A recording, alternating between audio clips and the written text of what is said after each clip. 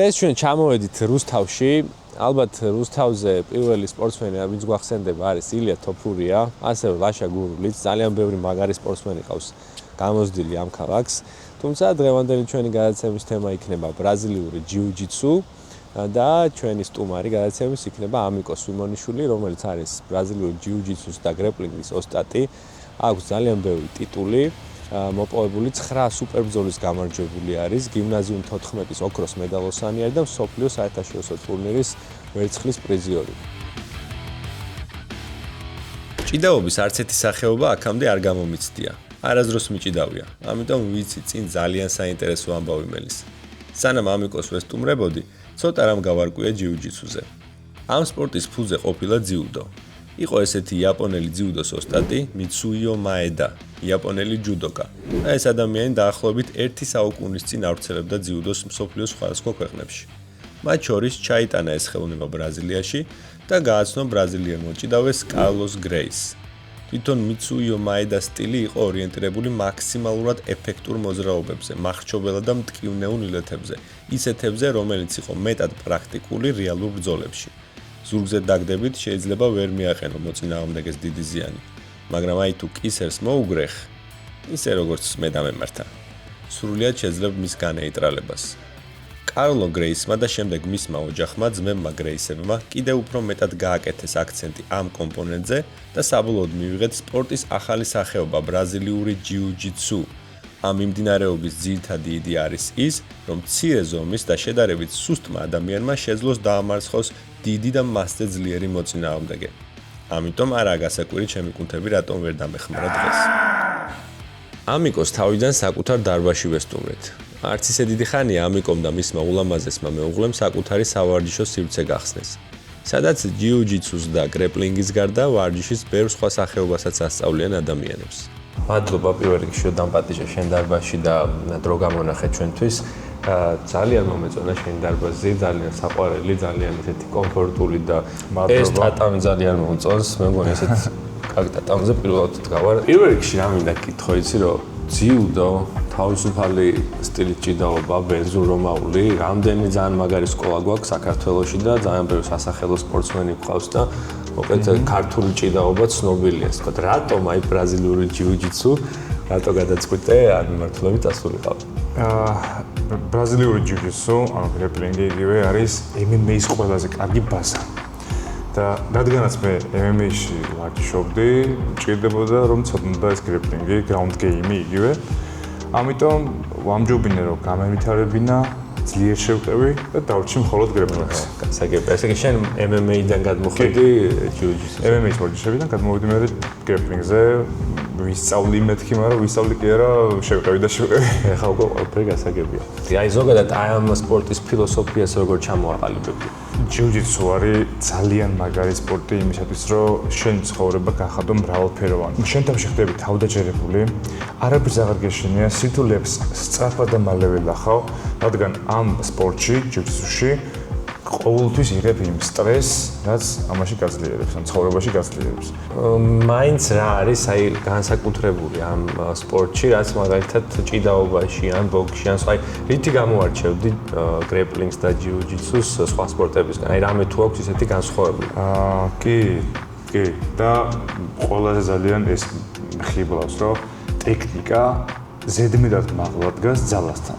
ანუ პატარა გოგოს 15 წლის გოგოს, ვინც გამოცდილია ამ სპორტში, შეუძლია თქვათ 80 კილო, 50 კილო კაცი დაახჯოს, გაგვიდოს და დაკონტროლოს დაბლად ძირს. ხო, მეც ახლა სანამ მოვიდოდი შენთან, გავეცანე რაღაც კუთხით და ჯიუ-ჯიტსუ არასდროს არ მიცდია, მაგრამ რაღაცები რაც მოვიძე, ხო მთელი აზრი იმაში არის, რომ შენზე უფრო სუსტმა მოწინააღმდეგემ, ფიზიკურად სუსტმა მოწინააღმდეგემ რაღაცა ტექნიკის დახმარებით მოახერხოს და გაანეიტრალოს მასზე უფრო ძლიერი, თქვათ, ან მძიმე მოწინააღმდეგე. აქ რო შემოვედი, ეს ევდან სპორტ მეც ათვალში, ეს შენი დარბაზის ევდანი საიდან ევდანი არის ჩემი მეუღლეს იდეა, ევა და დანიელის თქვენი შვილების. ძალიან მაგარი. ესე იგი ოჯახური, როგორი ოჯახური სულთი არის ამ დარბაზში მოკლედ. და პირველი ეს შევამჩნიე და შემდეგ ეს Black Eagle და ამაზე რო გითხრა ეს რას ნიშნავს? კი, Black Eagle ჩვენი აკადემია არის, გუნდი არის ბრაზილიური ჯიუ-ჯიტსუს და MMA-ის. არწივით ჩემი საყვარელი ფრინველია, დაცებელიდან, რომელიც ზედმეტად ჩემ ხასიათებს შეჯდება და რატომღაც ახლოს ვარ მასთან, თან ზუგზე იგივე და ხაბიბი ხო არის შენი საყვარელი მებრძოლი? ალბათ იმის საყვარელი დაცებელი ფრინველიც არწივია. ისე MMA-დან რომელია შენთვის ყველაზე მაგარი? რა თქმა უნდა, ილია თოფურია და მერაბ დვალიშვილი ჩვენი ქართველი ჩემპიონები არიან ჩემს კერილზე. რადგან ამათზე დიდი мотиваციას ვერავინ ვერ მიიღებს. ვერც ბავშვი, ვერც დიდი ვინც ამ დარბაზში შემოვა. შემიძლია ჩემ ორი ფავორიტი მებრძოლი დავასახელო ილია და მერაბი. მაინც რომელი უფრო ილია თუ მერაბი? მერაბი ძალიან მიყვარს, ილიაც ძალიან მიყვარს. ვერ ვატყობ. ვერ ვცნობს. Instagram-ზე ხდება ხოლმე ესეთი ვიდეოები, სადაც ცოტა აგდებულად უყურებენ ამ ჯიუ-ჯიტსუს. Jiu-jitsu? Yes, bro. You mean this one? Yeah. No, man. That's gay. No, it's not. It's not. Jiu-jitsu is gay. It's not gay, bro. Honestly, it's not gay. შენი პასუხი რა არის აი ამ და მოდი ბჭყალებში ვთქვი დაცინავსთან დაკავშირებით, ალბათ შენც ხდება ხოლმე. კი, როგორ არა. ნუ ამაზე მე თვითონ ვღადაობ და მე თვითონ ვიცინი ხოლმე, მაგრამ ამას მხოლოდ კომედიურად ვიყურებ და არა სერიოზულად, იმიტომ რომ ბრაზილიური ჯიუ-ჯიტსუ როგორც სპორტი არის საბრძოლო ხელოვნებების ამ ჭიდაობების გაერთიანება. შენ თუ დგომში ჭიდაობა არ იცი, ანუ შენ არასრულფასოვანი ბრაზილიური ჯიუ-ჯიტსუს სპორტსმენი ხარ. ეს უკვე შენი ბრალია. გაერთიანება სამეფოში არაბეთში პოლიციას არ აქვს უფლება, ანუ ვერ ამაღლდება წოდებები ვერ ამაღლდება თუ ბრაზილიურ ჯიუ-ჯიტსუში ყავისფერი ან შავი კამარი არ აქვს, რადგან ოპონენტის ან ნებისმიერ ადამიანის გაკონტროლება არის ბრაზილიური ჯიუ-ჯიტსუ. ეს ყავისფერი და კამრებზე შეგიძლია ერთ-ორი სიტყვა გითხრა, აი რამდენი კამარი არსებობს და რას ნიშნავს, ან როგორ შეიძლება მოიპოვოს? კი. დიდებში არის თეთრი კამარი, ეს ყველაზე დამწყებია თეთრი კამარი. ანუ ყველაზე რთული კამარი მისაღები არის თეთრი, რადგან პირველი ნაბიჯი რო შენ გადადგა და მიხვიდე არის თეთრი კამარი. ანუ დაწყება არის ყველაზე რთული არის დაწყება. კი, ამიტომ ყველაზე რთული კამარი დავიღო თეთრი კამარი ჯიუ-ჯიტსუში. კი ბატონო. შემდეგ მოდის ლურჯი კამარი. დაახლოებით ესე 2 წლის გამოცდილების შემდეგ გადადიხარ ამ ლურჯ კამარზე. ლურჯი კამრიდან მე 3 წლის გამოცდილებით დაახლოებით გადადიხარ იასამნისფერ კამარზე. ჯამში უკვე 5 წელზე მეც რო დააგროვებ 5, 6, 7 შეიძლება ხან არის ხოლმე მე გადადიხარ უკვე ყავისფერ კამარზე.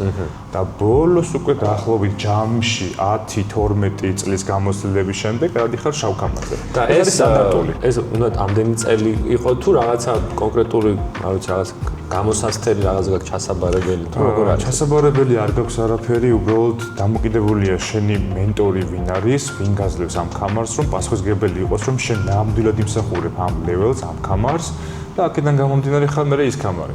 ჩემი მენტორი არის გოგა რაზმაძე და ჯიმი რაზმაძე, მათ სოფლიოზე მე მეორე ადგილი მოვიპოვე გრეპლინგში, სადაც შავი კამარები გამოდიოდნენ, ვიყავი ლურჯი კამარი და მათ მომწეს იასამნისფერი კამარი, ანუ შემდეგი ეტაპი მივიღე მაშინ. აჰა, ანუ შენ ახლა გაქვს იასამნისფერი კამარი.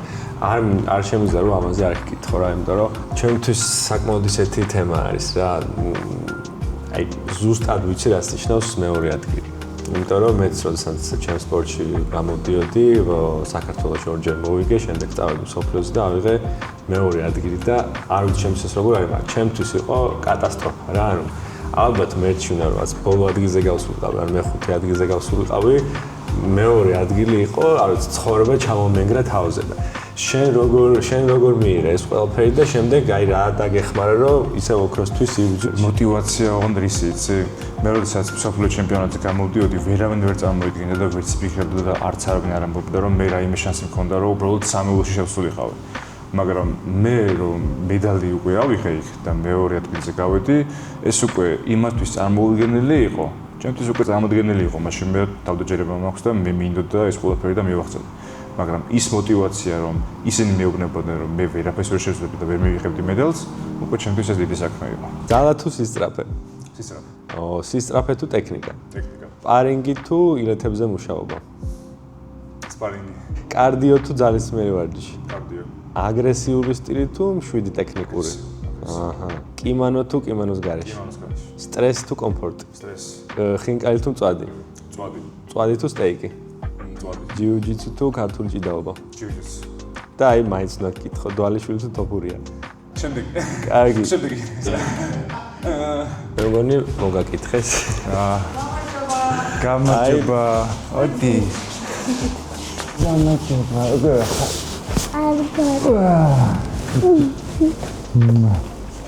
როგორ ხარ?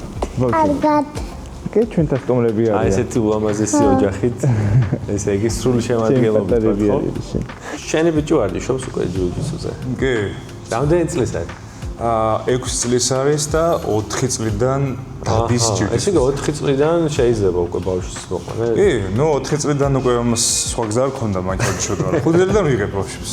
5 წლის უკვე როცა არის, უფრო ჩამოყალიბებულია შედარებით და უკეთესად აზროვნებს ვარჯიშებში. რატომ იქნება ალბათ კარგი ვარიანტი ბავშვისთვის რომ დაიწყოს ჯიუ-ჯიტსუს ვარჯიში? თუ ურჩევდი საერთოდ ჩოვლებს? ყველას ურჩევ ჯიუ-ჯიტსუზე მიყვანას ბავშვის, რადგან ბავშვს უყალიბებს ძლიერ მენტალობას, თავდაჯერებულს ხდის და ბავშვებთან აღარ აქვს ის კონფლიქტები, რაც თქვათ, სულად გრძნობდა თავს ან რაღაც ესე და სკოლაში უფრო კარგად იქცევა, უფრო ამაყი არის ჩემივე გამოცდილებიდან ბავშვებთან კონტაქტი როცა მაქვს ხოლმე, აქედან ვიცი, რომ უფრო თამამები ხდებიან, უფრო გაბედულები არიან და საბრძოლო ხელოვნებასაც სწავლობენ, თავდაცვაც შეუძლიათ. და ისე არა ბავშვისთვის, არამედ ჩვეულებრივი, ვთქვათ, ჩემთვის მაგალითად, რა დრო იქნება საჭირო დაახლოებით, რომ დავიწყო ვარჯიში და რაღაცები ვისწავლო ისეთ დონეზე, რომ რაღაცა ადამიანს შევეჯიბრო. როგორ არის, მე როდესაც გადმოვერთი ამ სპორტში, ერთ თვეშივე მივიღე მონაწილეობა შეჯიბრში.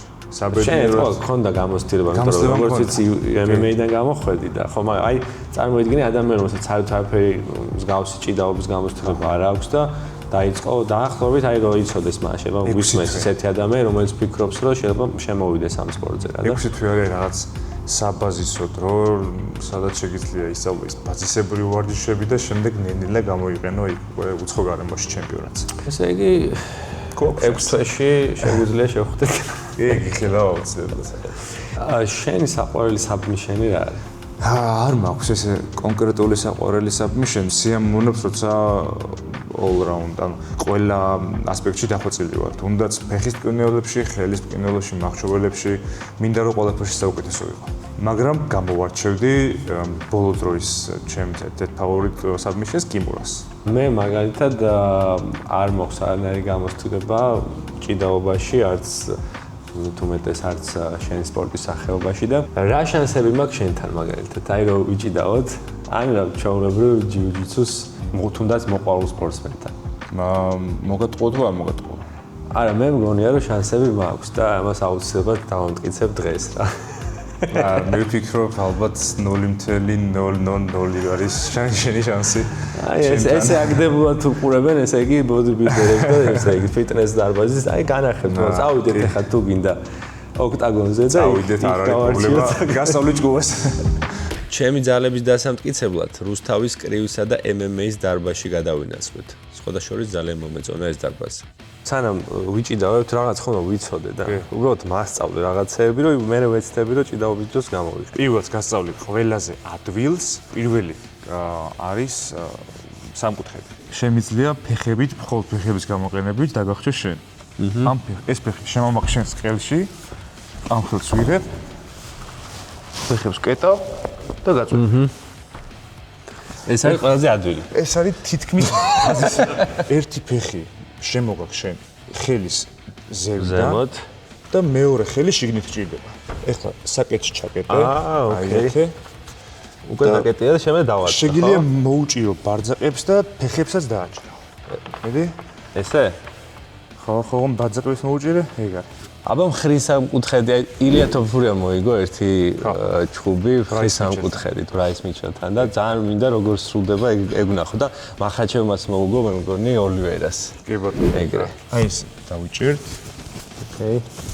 შევკრა ხელებს მიუჭერ ფეხებს გაშლი ან მუცელზე დაგებ და მოუჭერ. ეს არის მაძინებელი. ახლა მე ვწდი. კი. ესე იგი, ერთი ხელი მომაქვს ან კისერთან, ან მარტერიასთან და მეორე ვსტუმრობ ამის ხართან ჩახვიდე შენი კისრით. უფრო იღბლის აი ამ სახსართან მოვიდე ხო? ეხლა ხელებს ჩაკეტა აი ესე. ეხლა უფრო დაბლა ჩაიტანე კისერი. ქვემოთ უნდა ჩავაწია. ამას უნდა ჩავაწო ქვემოთ. უფრო დაბლა. აი ეს. მოუჭირე ხელები. ეს უკეთესი იყო? უკეთესი იყო. აჰა, ესე იგი რაღაცა გავიკე. აი მახჩობელა უკეთესად ხო, ზურგიდან მახჩობ. მოდი მე განახებს ჯერ შენზე. ყელში შედის ხელი. აი ესე, ანუ ჩემი მაჯა უნდა იყოს შენს ზურგს უკან და მეორე ხელი პირდაპირ შედის, აი ეს. სრიალდება შიგნით. აჰა. მაჯას და ბიცეპს შიგნით ვაჭრე. და ჩემ ხელს უკანა ხელს რომელიც არის ვაჭრე, მოგაწვევი თავზე. აი ეს პატარაზე მოგაწვევი. აქედან დაცვა რომ ასწავლო. უნდა ებრძოლო ხელს. აი ეს ხელი არ უნდა ეს ამ ხელს თუ ჩავკეტავ, ამ შემთხვევაში უკვე ზართულია რომ გამოხატო. და უნდა ვცადო ალბათ რომ კისერში არ შემოვიდე. ხო, უნდა ჩაწიო, მაგრამ აქაც ვაკეთებ. ჩვენ პირდაპირ ყბაზე. ოკეი. აი ამ სამკუთხედს თუ ჩაკეთავ ტანზე. აი ესეთ, ეს ფეხი გარეთ დატოვე. აჰა, ოკეი. ეს არის საუკეთესო კონტროლი. უფრო შემოდი შიგნით. აი ეს, რომ დააძინო. ეს პირდაპირ შემოდის აი აქ, შიგნით, ეს დაადე შენს ბიცეპს და ეხლა ნახე. მოუჭირე ოღონ. ანუ იმას ვაწვევ ვიცი ალბათ. მუშტით მივაწვე. და ტანი მიადე, თავი მიადე. ეგ არის. აი რაღაც ყოფილა ესე. ქუჩურ ჩხუბში რასაც გამოიყენებ ალბათ ყველაზე ისეთი ეგ არის ხო? წარმოიდგინე ახლა უცებ ჩხუბი რო ატყდა შენ უცებ და ფეხს რო უჭი. ხო, ანუ აქციაც უნდა იცოდე. ანუ ჯუჯიტსუში მარტო დაბლა კონტროლი არ არის. ზევიდან უნდა იცოდე კონტროლი. ნუ სრულყოფილი ჯუჯიტსუს სპორტსმენი ესეთია. თუ ვიღაცას დაბლა უფრო იცის და ზევით არ იცის, ეგ უკვე მაგათი პრობლემაა, მაგრამ ჯუჯიტსუში ჭიდაობა დგომში უნდა იცოდე. აჰა. ნუ ხშირად იცი ხოლმე რომ აი ჩხუბის დროს ან რაღაცა, თუ აი ესე ვარ თან რაღაც ველაპარაკებით ერთმანეთს, ხო? რა შეგვიძლია გავაკეთოთ აქ, ნახე. დაგიჭერ კისერს, შენ თუ კისერი გიჭირავს, გადავედი და უკვე შენ ზურგს უკან. აი ვლაპარაკობთ. თუნდაც ეს. აჰა. ეს ერთ-ერთი არის. ახლა ვისწავლე, მოდით. კიდე არის. ჭიდაობის დრო მოვიდა.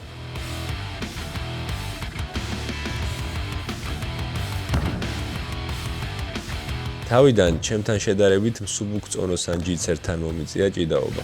მე რაღაცას მიყიდებს. რაღაცას. ვერაფერს ხვდებოდი რა უნდა მექნა, მაგრამ ჩემი ფიზიკის წყალობით მოახერხე თავი დამეცვა. კივნეულილეთებისგან და ასევე ვახერხებდი ქვემოთ არ მოქცეულიყავი.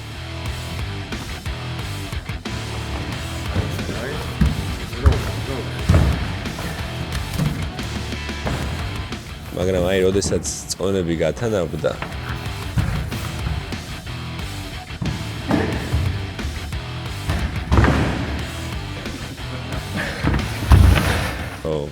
აი ამ მომენტის შემდეგ რამოდენიმე დღე ყელი ისე მტკიოდა, როგორც ალბათ წვავე ანგინის დროს იცის ხოლმე.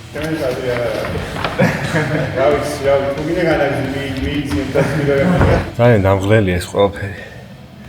თან ახლა რო ვფიქრობ რა, MMA-ში ჩხუბენ ტიპები. ამას ხო აკეთებენ. მე ხო ჩხუბობენ ხელით. მე ისე ამას აკეთებენ, მე ისე ხედ, მე ფეხით. არ ვიცი, მართლა ხელები ამწევია. რაგბი მითამაშია. რაღაც ჩემთვის უვარჯიშობ, მაგრამ ამის კარდიო საერთოდ სხვა არის. ბოლოს და ბოლოს ჩემი და ამიკოს ჯერიც მოვიდა. ამიკო ჩემზე 10 კილოგრამით მძიმე კატეგორიაში მსოფლიოს პრიზიორია. ვიცი რომ შანსები თითქმის 0-ს უტოლდება. 0.000 არის. მაგრამ აი 0.001-ის იმედი მაინც მაქვს და უკან არ ვიხებ.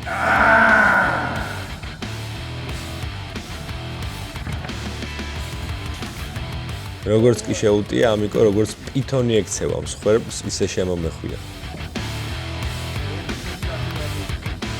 მეცადე კისერი დამეცვა, მაგრამ ხელზე ჩამებღაუჭა. ეხა ხელს ვიცავ. ვიცი რომ ხელი არ უნდა გამიხსნას, თორემ წამის მეათეთში შეიძლება მომტეხოს. არ ვიცი როგორ გამოგვიჯო, თითქოს ხელი პიტბულის ყბაშია მოქცეული. ვერაფერი აშვებინებს.